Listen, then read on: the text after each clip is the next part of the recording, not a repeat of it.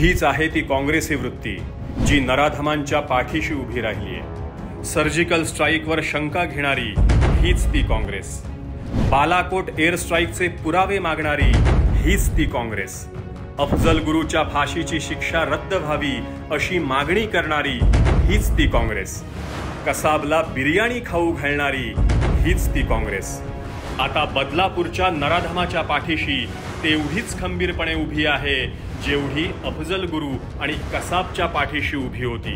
कोट्यवधी देशवासियांच्या सुरक्षेसाठी तैनात असलेल्या आर्मी, नेव्ही आणि एअरफोर्सच्या विश्वासार्हतेवर शंका घेणारी काँग्रेस आज महाराष्ट्रात तोच पॅटर्न राबवत आपल्या पोलीस बांधवांवर शंका घेतेय। समाज विघातकांना पाठीशी घालणारी, कायद्याच्या रक्षकांवर संशय घेणारी ही काँग्रेसची कीड महाराष्ट्रात किती पसरू द्यायची हे तुम्हीच ठरवा।